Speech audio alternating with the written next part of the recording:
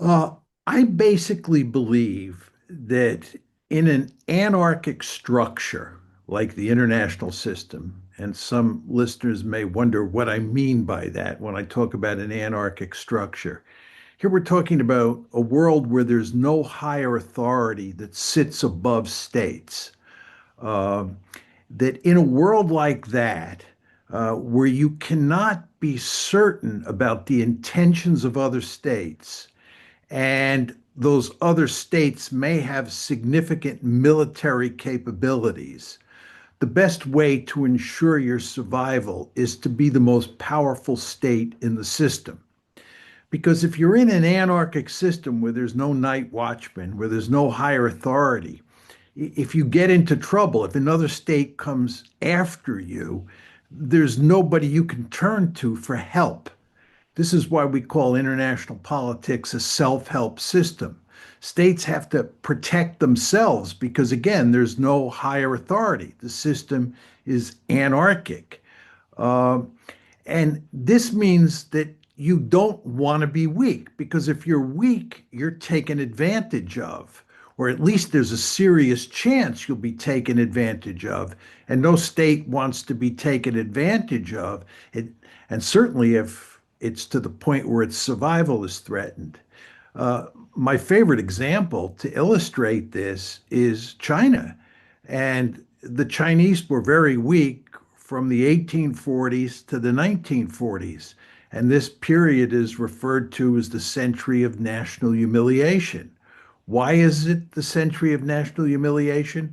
Because the European great powers, the Japanese, and the Americans took great advantage of China. They did terrible things to China. Why? Because China was weak and it was vulnerable. And there was no higher authority that China could call on to rescue it. So the lesson that comes out of this, in my opinion, is that you want to be really powerful. Just give you another example that I think illustrates this, and it has to do with NATO expansion. Uh, the Clinton administration decided on NATO expansion in 1994, and the first tranche of expansion was in 1999 when Poland, the Czech Republic, and Hungary were brought into NATO. And the second big tranche was in 2004 when the Baltic states, Romania, Bulgaria, Slovenia, and Slovakia were brought into the alliance. Now, all the while, the Russians complained bitterly about NATO expansion. They were adamantly opposed, but they could do nothing to stop it. And the question you want to ask yourself is why couldn't they do anything to stop it? And the answer is they were just too weak. Russia was an extremely weak country in the 1990s and even in the early 2000s. It's only recently that Putin has brought the Russians back from the dead, and we now consider Russia to be a great power. But when Russia was weak, the United States took advantage of Russia. This is just the way great powers act, in my opinion. Great powers tend to be ruthless. And they tend to be ruthless in the sense that they're always interested in increasing their power at the expense of other states. And this means that you want to be really powerful in international politics because it's the best way to survive.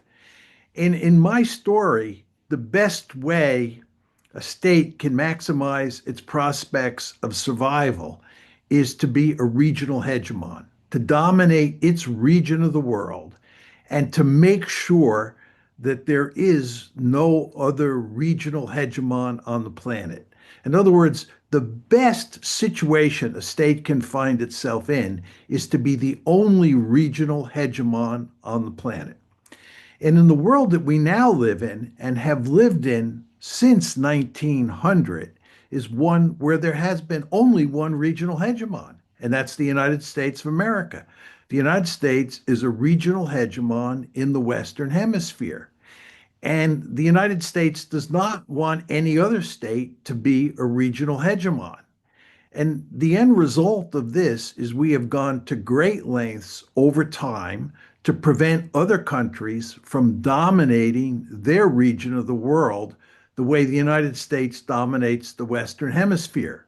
So in the 20th century, the United States played a key role in preventing Imperial Germany, Imperial Japan, Nazi Germany, and the Soviet Union, all four of those great powers, from dominating either Europe or East Asia. The United States, again, does not tolerate uh, other regional hegemons. And we worked hard to prevent those countries from becoming regional hegemons. And of course, they all wanted to become regional hegemons because they understood that that is the best way to survive. The name of the game is to imitate the United States, to do what the United States has done in the Western Hemisphere. Now, if you fast forward to the present and you talk about the US China relationship, my view is that as China got increasingly powerful over the course of the 1990s and the first 2 decades of the 21st century, that what it would do and is doing is try to dominate East Asia. It would try to become a regional hegemon. And at the same time, as I emphasized, the United States does not tolerate other regional hegemons in the system. So I predicted long ago that if China rose, number one, China would try to dominate East Asia. And number two, the United States would go to great lengths to contain China, much the way it contained Imperial Germany, Imperial Japan, Nazi Germany, and the Soviet Union. So the security competition that I now see in East Asia involving both the Chinese and the United States is, in my opinion, hardly surprising. And it is driven in large part by the structure of the international system. It is driven by the fact that the system is anarchic, that there's no higher authority, and states therefore have to worry about what might happen to them if another state becomes aggressive toward them. And given this kind of world, states go to great lengths to dominate their region of the world. So I argue from China's point of view, it makes eminently good sense to want to dominate East Asia. If I were in Beijing, I'd want to dominate East Asia. But as an American, I want to make sure that China doesn't dominate East Asia. And therefore, as an American, I think it makes sense to contain China. Well, what is interesting though is the whole concept of peaceful rise by Deng Xiaoping was premised on the idea, in his own words, that China should develop without attracting too much unwanted attention. It should hide its strength, was the argument, and yeah, avoid attracting this attention of the United States and other large powers because they would, try to cut them down in size. So, but this on its own, this definition of peaceful rise, it suggests delaying any conflict until they have proper strength. But but once they reach a certain amount of power, they would unavoidably, in this view, end up in a rivalry with others. However, it seems now that their peaceful rise has been, let's say, redefined. Now they talk about positive sum development, mutual benefit, so the whole Shanghai spirit. Um, but I thought, from a realist perspective, do you see any arguments that China would behave differently just because of its position? Because if you say that states seek to enhance security, or do they seek to maximize security or power? Because if it's security, then you would have more limitations on China, because the United States, to some extent, is a de facto island state that is in its part of the world. There's no rivals, so there's more. The regional hegemon is more appealing.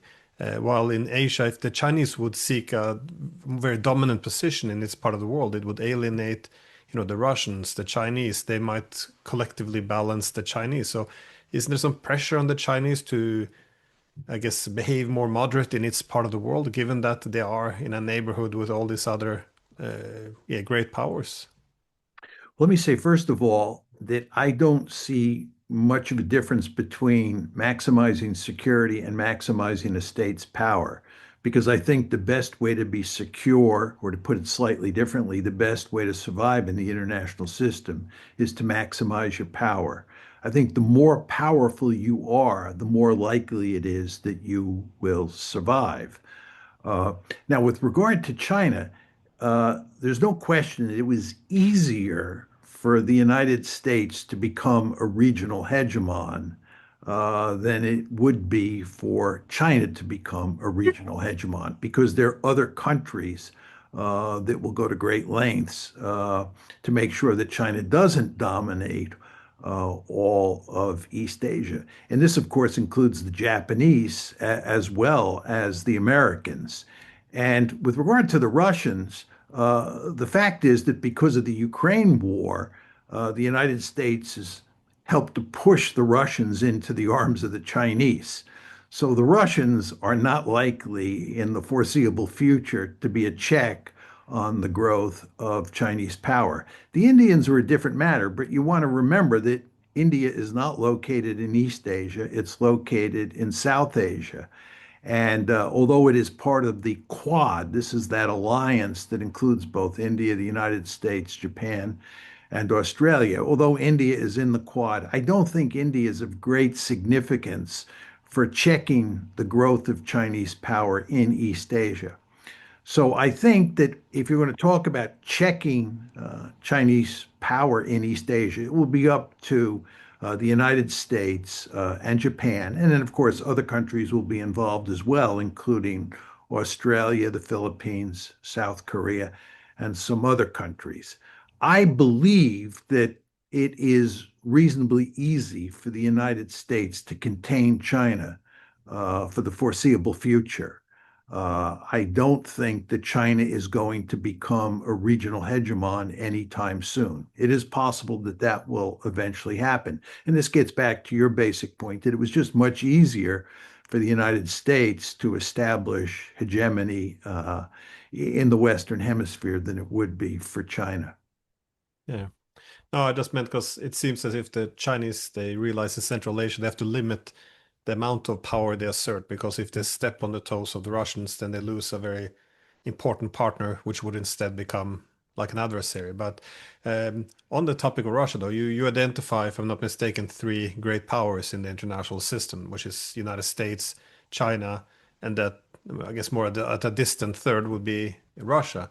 But do you think this policy of the United States trying now under Trump seeking to align itself closer with Russia as motivation for ending the Ukraine war, do you see this as being organized around the idea of needing to align with Russia against China? And do you see it as a realistic, I guess, a policy, something that can be achieved? Because I don't see it at the moment, but I'm not sure if a medium long term goal might be different.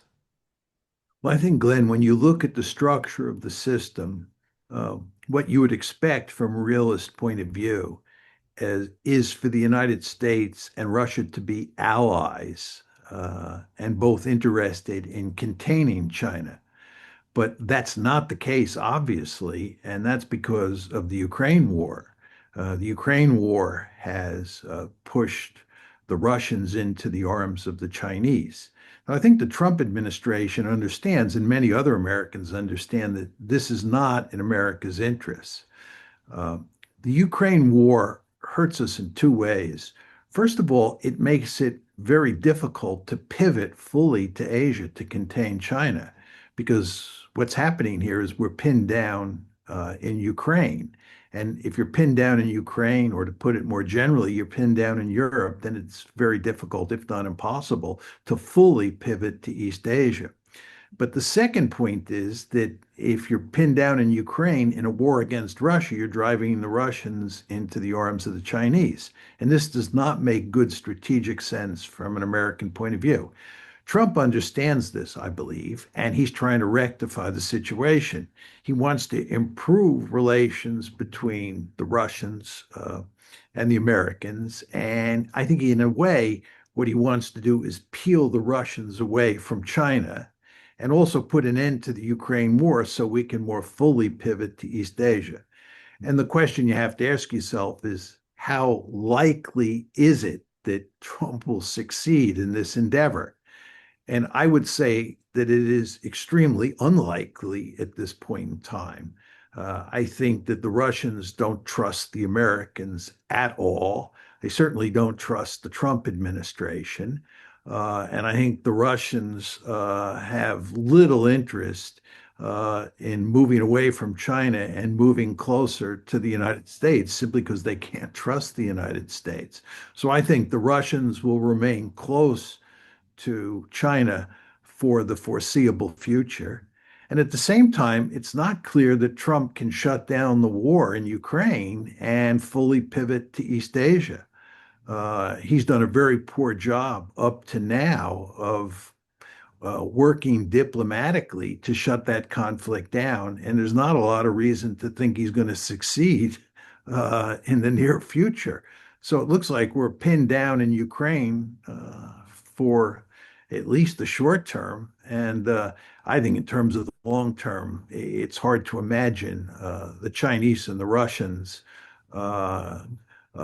going in different directions and us being in a position to align ourselves with the Russians. So I don't see Trump succeeding.